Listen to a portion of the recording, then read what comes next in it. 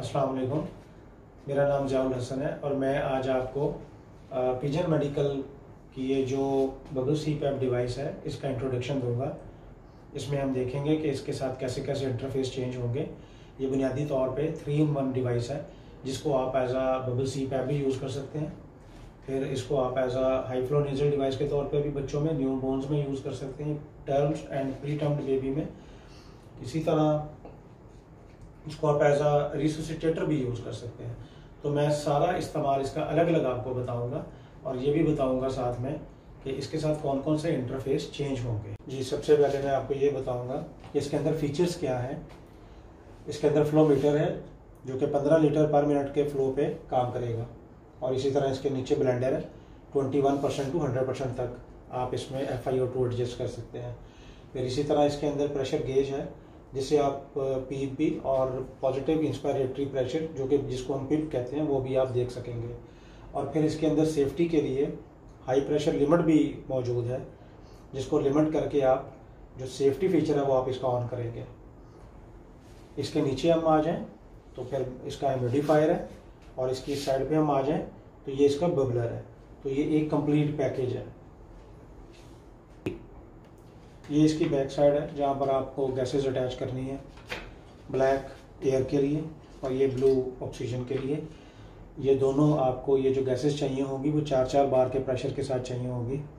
और इसमें जो सेफ्टी अलार्म है, अगर कोई इन दोनों में से कोई एक गैस भी अगर कम हो जाती है, मिसाल के तौर पे अगर 1 बार का डिफरेंस आ जाएगा तो ये अलार्म करना शुरू कर देगी। अगर एयर 3 बार से नीचे जाएगी और ऑक्सीजन आपकी 4 बार रहेगी तो जैसे ये 3 बार से नीचे जाएगी तो अलार्म बज जाएगा। अब मैं इसकी अटैचमेंट्स के बारे में बताऊंगा, जो मुख्तलिफ इंटरफेसेस इसके साथ यूज़ होंगे, जो सर्किट्स इसके साथ यूज़ होंगे, अभी हम उनकी बात करेंगे। सबसे पहले जो हमने एयर और ऑक्सीजन पीछे इसकी बैक साइड पे हमने देखा कि एयर और ऑक्सीजन अटैच हो गई है।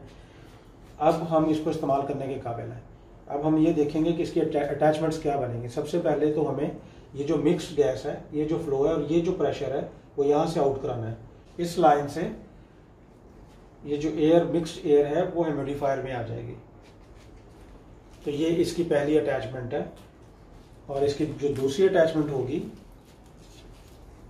ये सर्किट जो कि ह्यूमिडिफायर की आउट पे लगेगा, यहाँ से जो एयर निकलेगी वो ह्यूमिडिफायर में इन होगी और इसके आगे जो ये लाइन लगेगी ये आगे जाके इंटरफेस के साथ अटैच करेगी। मैं सबसे पहले इसका इस्तेमाल आपको ये बताऊंगा कि ये as a high flow nasal device के तौर पे कैसे काम करेगी। ये हाई फ्लो नेजल कैनुला जो मुख्तलिफ कंपनीज का अवेलेबल है मार्केट में और फिर मुख्तलिफ मटीरियल्स में अवेलेबल हैं, जैसे PVC के मटीरियल में भी अवेलेबल हैं और फूड ग्रेड सिलिकॉन मटीरियल में भी अवेलेबल हैं और डिफरेंट साइजेज में ही अवेलेबल हैं। तो ये सिंपली हम इसके साथ अटैच कर देंगे तो ये आपकी as a high flow nasal device बन जाएगी।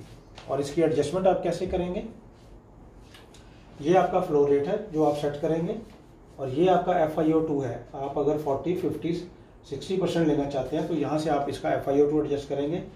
अब ये जो फ्लो रेट है आप इसका as a high flow nasal device, वो मैं आपको बता दूं कि जो मिनिमम इसकी स्टार्टिंग पॉइंट होगा वो 4 लीटर पर मिनट होगा। तो बच्चों में जो हाई फ्लो नेजल डिवाइस का कॉन्सेप्ट है वो ये है कि आप 2 लीटर पर केजी के हिसाब से फ्लो खोलेंगे और FiO2 आप अपनी मर्जी से एडजस्ट कर पाएंगे। अब ये जो गैस आएगी ह्यूमिडिफायर के अंदर, ये हीटेड ह्यूमिडिफाइड गैस है जो कि यहाँ पर आप ये कैनुला जो है वो बेबी के साथ अटैच कर देंगे और ये हीटेड ह्यूमिडिफाइड मिक्स्ड गैस जो है वो बेबी को डिलीवर हो जाएगी। तो ये इसका जो है आपने देखा कि as a high flow nasal device के तौर पे यूज़ हो सकता है। फिर इसमें 15 लीटर तक का फ्लो है। अगर 2 लीटर पर केजी को भी अगर आप कैलकुलेट करेंगे तो इसमें तकरीबन 7-7.5 केजी तक के जो बेबीज हैं वो एंटरटेन हो सकेंगे। तो ये हमने देखा कि हाई फ्लो नेजल डिवाइस जो है उसका इस्तेमाल आपने देखा। अब इसका मैं अगला जो इंट्रोडक्शन है वो देने वाला हूँ और वो है बबल CPAP का। अभी हम बबल CPAP की बात करने वाले हैं कि बबल CPAP का जो इंटरफेस है वो किस तरह से बनेगा। सेम सर्किट रहेगा। यहाँ से जो मेन डिवाइस है वहाँ से जो एयर मिक्स्ड एयर यहाँ से निकलेगी, ह्यूमिडिफायर में आ जाएगी और ह्यूमिडिफायर से जो हीटेड ह्यूमिडिफाइड मिक्स्ड गैस निकलेगी वो यहाँ आ जाएगी और इसके आगे इंटरफेस लगेगा, ये वाला इंटरफेस लगेगा जिसको नेजल किट भी आप कहते हैं और बबल सीपैप किट भी कहते हैं। तो इसकी अटैचमेंट आप देख लें, ये कलर कोडेड है,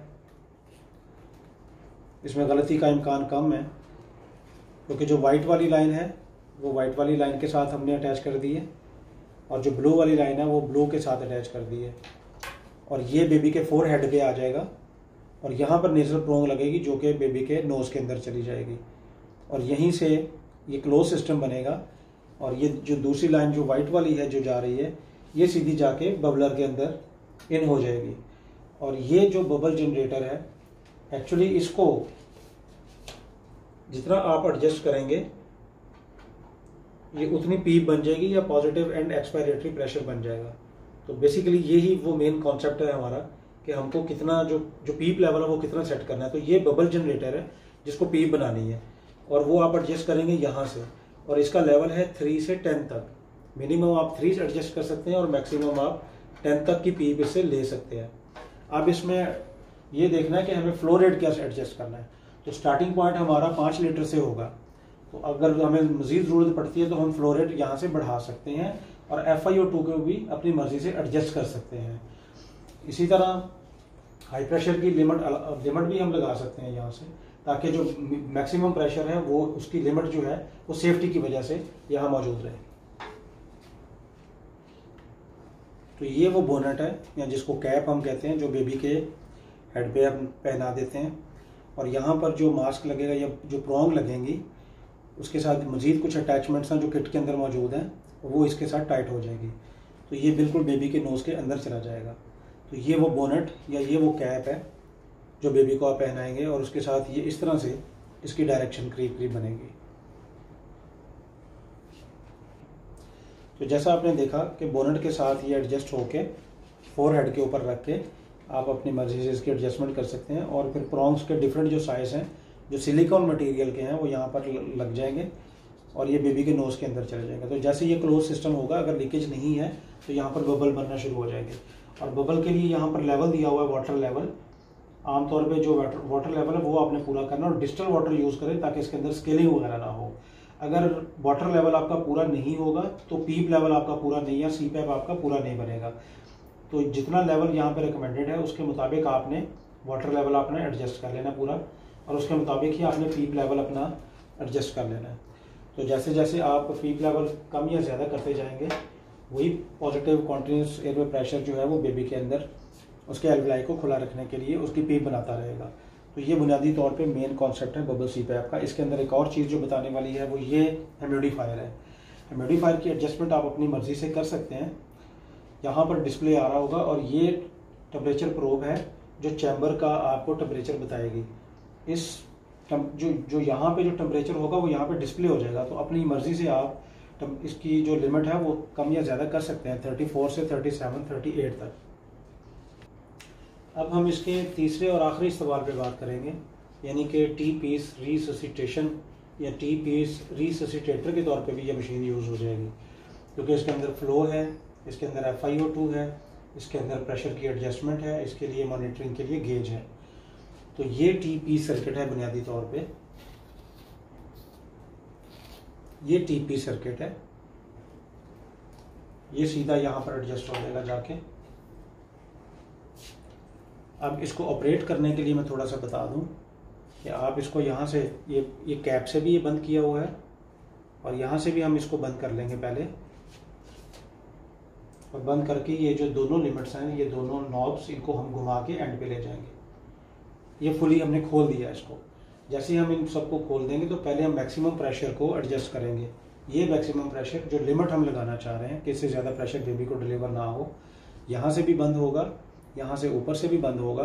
ये दोनों जगहों से बंद करने के बाद हम पहले जो मैक्सिमम लिमिट है वो 25 की या 30 की जो भी लगाना चाहेंगे वो मैक्सिमम लिमिट यहाँ से लगाएंगे और इसको लॉक कर देंगे ताकि कोई गलती से इसको छेड़े नहीं। उसके बाद जो इंस्पायरेशन प्रेशर है, जो पॉजिटिव इंस्पायरेटरी प्रेशर है, वो यहाँ से एडजस्ट करेंगे।